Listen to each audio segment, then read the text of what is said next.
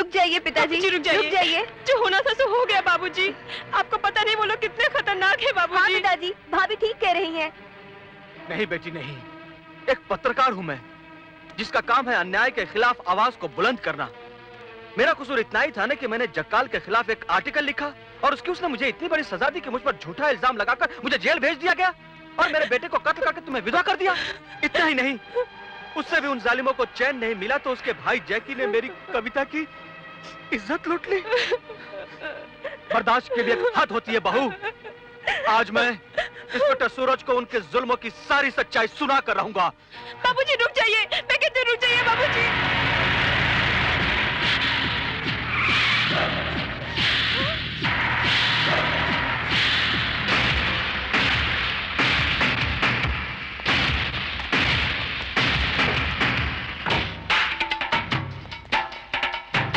क्यों?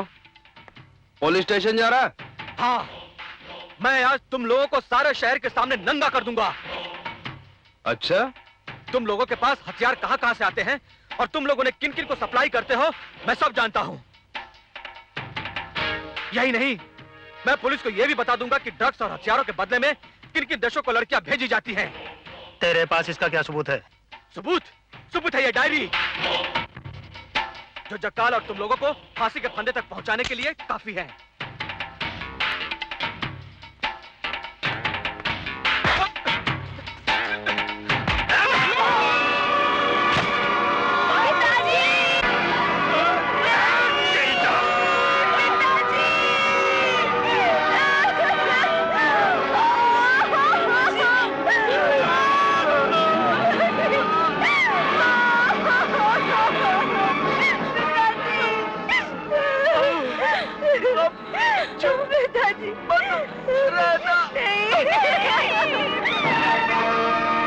ये मर्डर मैंने तुम लोगों के आंखों के सामने किया।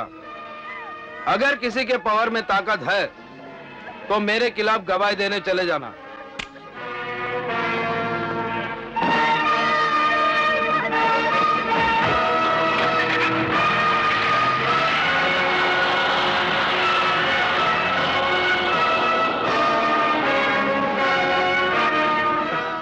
अब तो जागो भाभी, अब तो जागो। अरे कीड़ा भी कुचले जाने पर मरने से पहले काट लेता है, क्या हम उससे भी गए गुजरे हैं?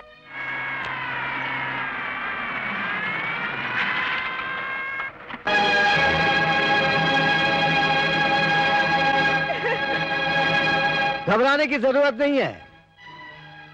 मैं तुम लोगों से यहां बयान लेने नहीं आया, क्योंकि मुझे मालूम है कि जक्काल के आतंक ने तुम्हारी आत्मा, तुम्हारा जमीर दोनों को कैद कर लिया है और तुम लोग उस कैद से आजाद नहीं होना चाहते हो। और मुझे भी कोई इंटरेस्ट नहीं है तुम लोगों को आजाद कराने का। मैं तो सिर्फ यहां खाना पूरी करने आया हूं। आप लोगों ने चुपचाप जो हादसा देखा है उसके लिए बहुत बहुत शुक्रिया। हवलदार, लाश पोस्टमार्टम के लिए भेज दो। साहब, बिना किसी का बयान लिए? बयान की कोई जरूरत नहीं है। फाइल में लिख दो कि कुछ बदमाशों ने इस अनजान आदमी को मार डाला। काफी खोजबीन के बाद इसका कोई रिश्तेदार नहीं मिला। लाश लावारिस है। नहीं, ये लाश लावारिस नहीं है, ये मेरे ससुर की लाश है। मैं गवाही दूंगी। मिलॉर्ड, वैसे तो मेरे क्लाइंट बाबू बांगड़ा को जमानत के दिन ही अदालत में गैर हाजिर रहने की इजाजत मिल गई थी, मगर मुकदमे की नजाकत को देखते हुए मैं अपने क्लाइंट बाबू बांगड़ा को अदालत में पेश करने की इजाजत चाहता हूं। इजाजत है।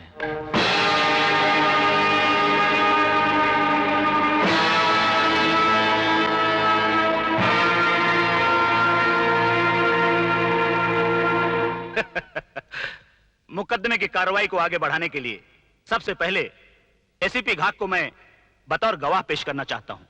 पेश किया जाए। मिस्टर घाग, 20 मार्च की सुबह कौन सा हादसा हुआ था? 20 मार्च की सुबह मेरे इलाके में एक जबरदस्त एक्सीडेंट हुआ जिसमें मिस्टर बांगड़ा बुरी तरीके से जख्मी हुए थे। मैंने एफआईआर दर्ज करके उन्हें हॉस्पिटल पहुंचाया, जहां डॉक्टर ने 12 बजे उनका ऑपरेशन किया। ऑपरेशन के बाद उन्हें होश कब आया? तकरीबन 4 बजे। Thank you. Thank you mister Ghag, अब आप जा सकते हैं। मिलॉर्ड, ये रही एफआईआर की जेरॉक्स कॉपी, एक्सरे रिपोर्ट और डॉक्टर की रिपोर्ट। इसमें साफ लिखा है कि एक्सीडेंट में बाबू बांगड़ा का बायां पैर और दाहिना हाथ टूट चुका है। यह कैसे मुमकिन है मिलॉर्ड? जिस बाबू बांगड़ा का 12 बजे ऑपरेशन होता है, वही बाबू बांगड़ा उसी दिन ठीक 12 बजे पत्रकार विजय बाटोटिया का मर्डर भी करता है। This is impossible milord. इसलिए मेरी अदालत से दरखास्त है कि मेरे क्लाइंट पर लगाया गया इल्जाम बेबुनियाद और झूठा है। लिहाजा मेरे क्लाइंट को बाइज्जत बरी किया जाए। नहीं जज साहब, ये झूठ है। बाबू बांगड़ा ने हमारी आंखों के सामने हमारे बाबूजी का खून किया है। नहीं जज साहब, इसे मत छोड़िए, इसे सजा जरूर दीजिए जज साहब, इसे सजा जरूर दीजिए, इसे सजा जरूर दीजिए। मिस्टर सूरज, आपको इस बारे में कुछ कहना है?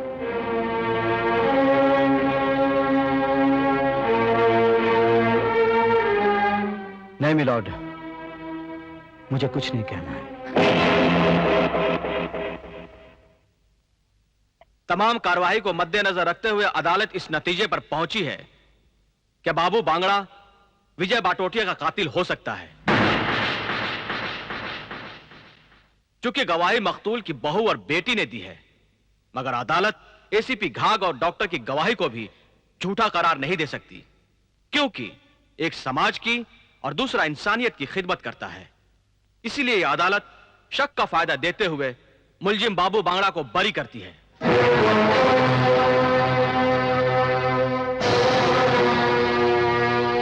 मैं हॉस्पिटल में इसीलिए गवाही नहीं देना चाहती थी। मुझे पता था कुछ नहीं होगा, कुछ नहीं होगा।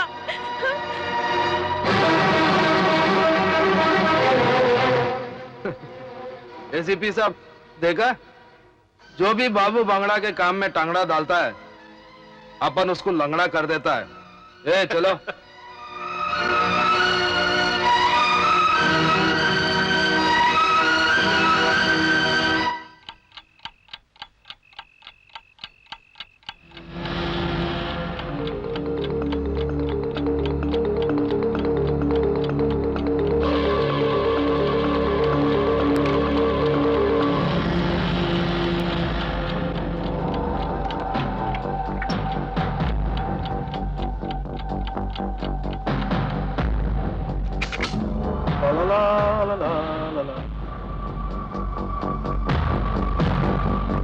तू और इस वक्त?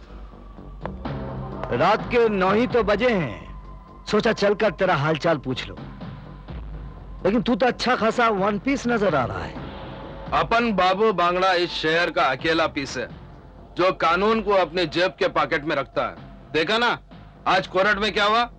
मान गया बाबू, तू कानून का सबसे बड़ा पंडित है। लेकिन ये कानून तोड़ने वालों के लिए मैंने एक कानून बनाया है। डॉक्टर की रिपोर्ट के मुताबिक तेरे दाएं हाथ और बाएं पैर की हड्डी टूटी हुई है। मैं डॉक्टर की उस झूठी रिपोर्ट को सच साबित करने आया हूं।